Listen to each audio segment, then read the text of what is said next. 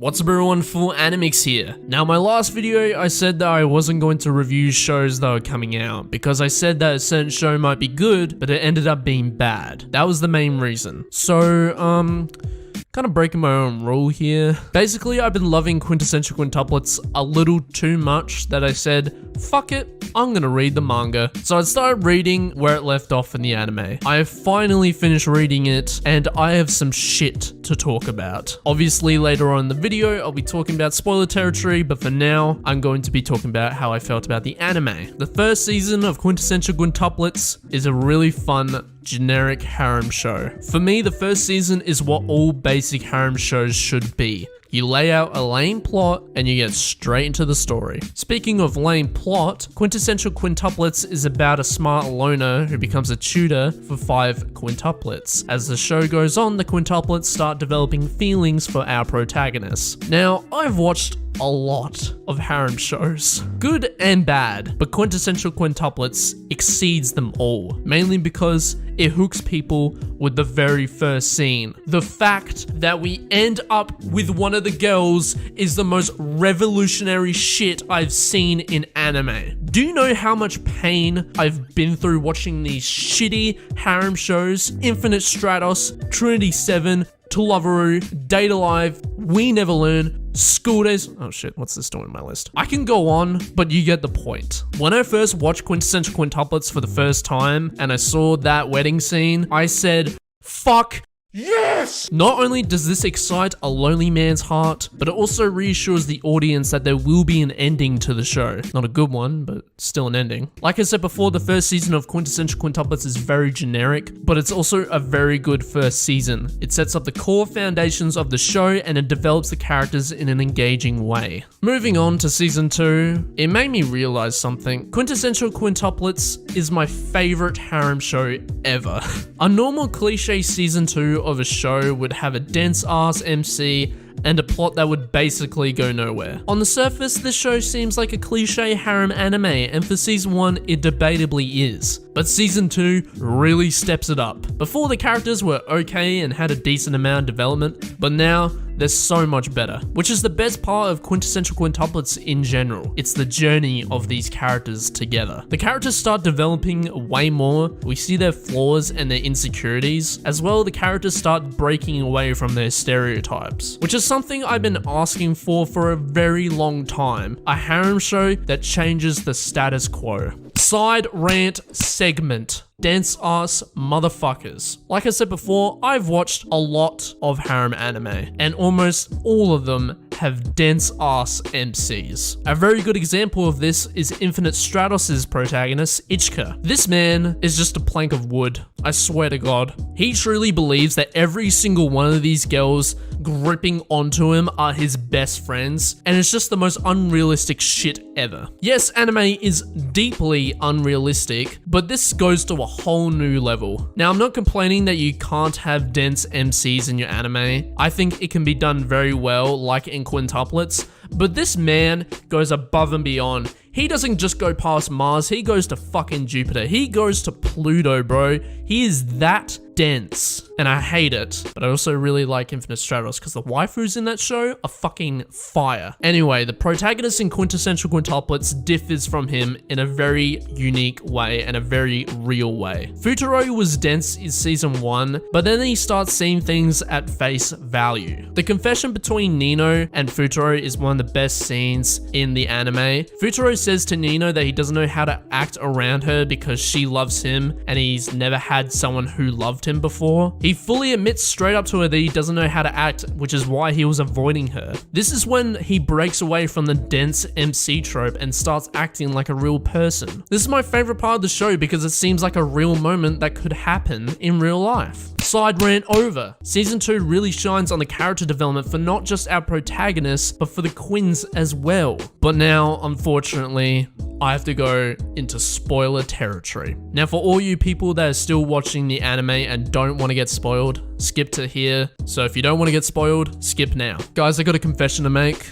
I got spoiled for the ending of Quintessential Quintuplets. I didn't know how or where, but someone said Yotsuba was the one who ended up with Futaro. But it didn't really ruin the show for me. Yes, I know who was going to win at that point, but I didn't really care who won. I just wanted to know how they won. That's what got me over the line to just pick up the manga and start reading it. And to be honest, I really didn't like it. Now, before all you fanboys come in and start complaining to me about my opinion, let me first talk about how I felt about all the Quins after finishing the manga, because it will lead into my problem with the ending. Let's start with Ichika.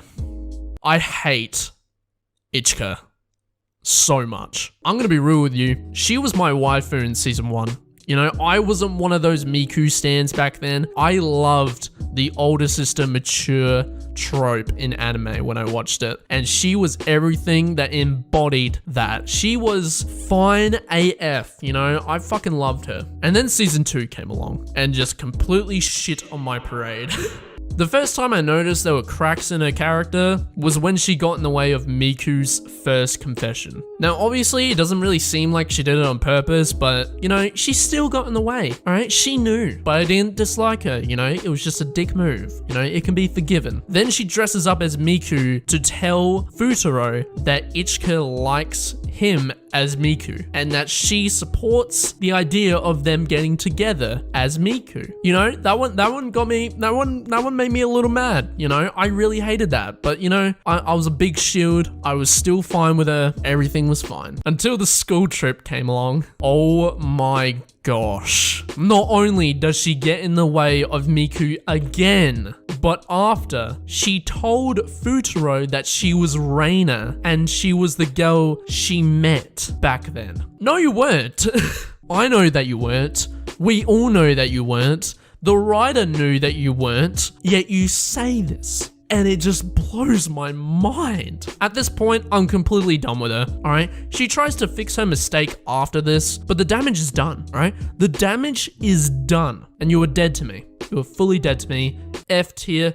Let's move on. Now, I think this goes without saying, Nino is my waifu. Alright, I'm just gonna say it. She's my waifu. I think I can speak for everyone saying that Nino wasn't the best Quin, mostly because up until season 1, she was treated as a rude psycho that didn't like Futaro. But in season 2, it really just becomes the Nino show, and I love it. The reason why I probably like Nino the most is that her character is the best out of all the Quins. In season 1, she's mostly a rude, bossy sister that I expect her to be, but only because she's very protective of her family and very cautious of people that she deems to be a threat to her family. This turns out to be a double-edged sword sometimes, as she comes off as a bit too overprotective. Ending her arc, we find out at the camping trip that she has a connection to Futaro's past. This got me excited, because Nino had the possibility of the legendary redemption arc that was transcribed in the sacred text of the Tsundere. I got so happy so fast. And then when season 2 came along, we explored her character more in depth with the conversations she had with Futaro and Miku. We see her developing her traits of protecting her family even further, her letting go of the past, and her recognition of Futaro. And then after that, we see Nino finally accepting her feelings with the best confession in the series. And she really just gets better from there. She helps Miku with her confession. She argues with Ichika for being a bitch, and she becomes an unstoppable love train that refuses to stop. Her attitude towards every situation is so out there and so public. It's just an attitude on another level, and I love it. She's just the best. She's the best character, hands down. I wanted her to win. I cried myself to sleep at night knowing that she didn't win, but it's fine. It's fine. It's not fine, but you know, I say that to lie to myself. Let's move on to Miku. Miku was definitely the best character in season 1. Her arc of accepting Futaro still makes my heart warm to this day. Some of the best moments in the entire series is her showing emotion towards Futaro as she breaks away from her Kundere act. I feel an abundance of warmth whenever Miku tries to appeal to Futaro's taste, whether it works or not, because this face needs to be protected. You know, this face is precious for world peace. Not to mention her confession is also really good. But unfortunately, Miku is just a sports car and is no match for the runaway love train that is Nino. Now, I still like Miku a lot. She's one of the most likable characters out of the Quins. But all you Miku stans out there forgot one thing. The redemption arc conquers all, rivaling only the childhood friend. But if this redemption arc never happened, I would have been Team Miku all the way to the end. And it really makes me sad sometimes to think about that. I don't know how to feel about Itsuki. For me, Itsuki is kind of hard to talk about because I don't really fully understand her position in the manga. Throughout the show, she more or less comes off as an independent sister trying to prove that she doesn't need Futaro, but then later on accepts the fact that Futaro can help her better herself. But to be honest, this is just the extent of Itsuki in the show. In season 2 and in the manga, she gives off a support vibe, which is kind of disappointing as she has a lot of potential in the manga. She doesn't even get a confession. I feel like this is due to the fact that Itsuki doesn't get fleshed out as much as the other Quins in the show, and it leaves her feeling a bit incomplete, unlike the other characters. But unfortunately, there's also another character that doesn't get fleshed out as much as the other sisters. We are now down to best girl of the show. And if it ain't obvious already, I have a big problem with Yotsuba. And that is, she is the most underused character in the show. I generally sometimes forget that she's in the show. And when she pops up on screen, I'm like, oh fuck me, I forgot about her. Which really grinds my gears so much because this shit comes out of nowhere. It's not the fact that they have been hung up about each other for years. It's the fact that we haven't had any moments between these two. These two literally have 2 or 3 moments between each other and they're not even that long. So when the final confession happens, I say, okay, but why though? This is my biggest problem with the ending. Now, I'm not mad with the ending because my waifu didn't win. That only fuels half my rage. No, I'm mad because the show and the manga didn't convince me that Yotsuba was the winner. When Futaro explains why he chose Yotsuba, he says her determination and positive attitude helped him when he was at a lowest point.